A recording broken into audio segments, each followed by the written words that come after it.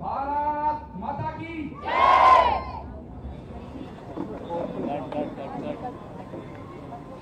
देश सलाम।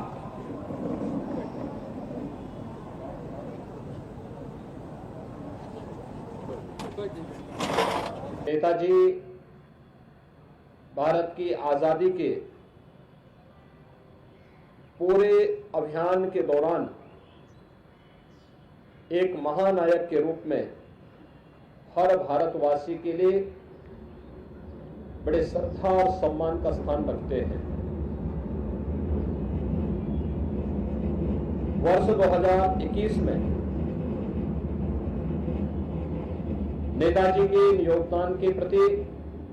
कृतज्ञता ज्ञापित करते हुए आदरणीय प्रधानमंत्री जी ने 23 जनवरी की तिथि को पराक्रम दिवस के रूप में मनाने का निर्णय लिया। नेताजी हर भारतवासी के लिए एक प्रेरणा है। राष्ट्र के प्रति निष्ठा का भाव, असीम साहस, वीरता और निस्वार्थ सेवा को सम्मान देने की प्रेरणा नेताजी के व्यक्तित्व से पूरे भारतवासियों को प्राप्त होता है। जब व्यक्ति जो बोलता है उसके अनुसार आचरण करता है तो उनका आह्वान एक मंत्र बन जाता है। देश की आजादी के पूरे आंदोलन के दौरान भारत की आजादी के लिए नेताजी के द्वारा किए गए आह्वान कि तुम मुझे खून दो, मैं तुम्हें आजादी दूंगा, ये पूरे भारत के नागरिकों के लिए यह एक मंत्र बन गया था। खासतौर पर युवाओं के अंदर इस नारे ने ऐसा जादू फैलाया कि देखते ही देखते ब्रिटिश हुकूमत को नेताजी को नजरबंदी और कैद करने की दिशा में आगे बढ़ना पड़ा था। लेकिन उनकी नजरबंदी से निकलते हुए नेताजी ने दुनिया के उन तमाम देशों में जाकर के, जर्मनी में, जापान में और दुनिया के अन्य अनेक देशों में जाकर के भारत की आजादी के लिए न केवल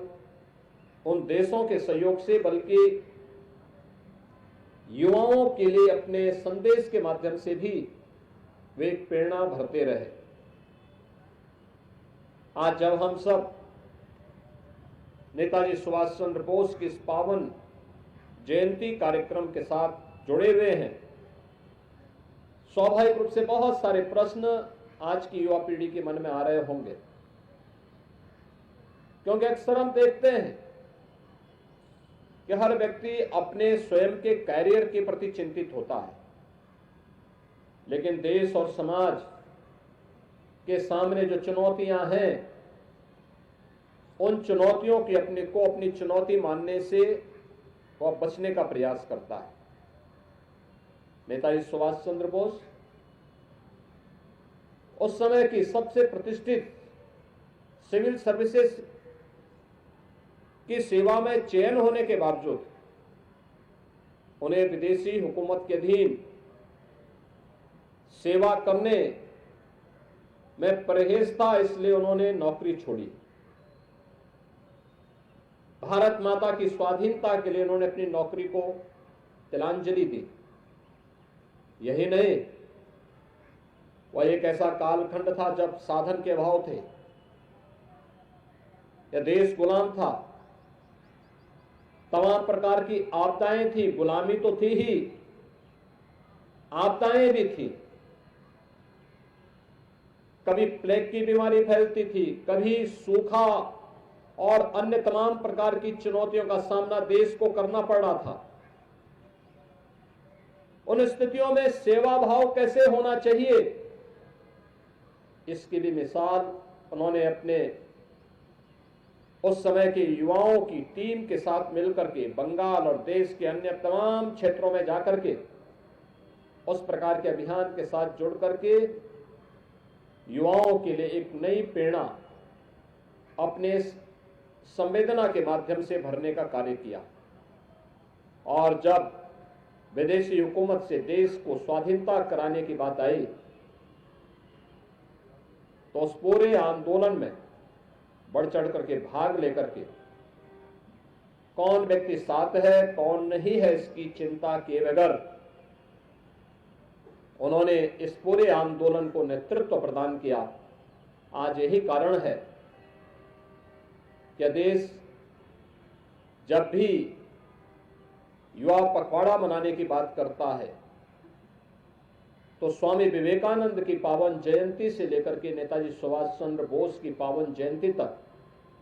इस पूरे कार्यक्रम के साथ जुड़ करके युवाओं को एक नई प्रेरणा इससे प्राप्त हो, वे राष्ट्र धर्म के लिए अपने आप को समर्पित भाव के साथ जो चुनौतियां हमारे सामने हैं, जाति की, मत और मजहब की, क्षेत्र और भाषा की, इससे ऊपर उठ करके हर नागरिक का एक ही धर्म होना चाहिए, वो राष्ट्र धर्म है। और राष्ट्र धर्म के प्रति पूरे समर्पण भाव के साथ कार्य करने की प्रेरणा नेताजी सुभाष चंद्र बोस का महान व्यक्तित्व हम सबको प्रदान करता है। आज के इस अवसर पर एक बार फिर से नेताजी सुभाष चंद्र बोस की महान सेवाओं के लिए कृतज्ञता ज्ञापित करते हुए मैं उनके प्रति प्रदेशवासियों की ओर से कोटि कोटि नमन करते हुए अपनी वाणी को विराम देता हूं।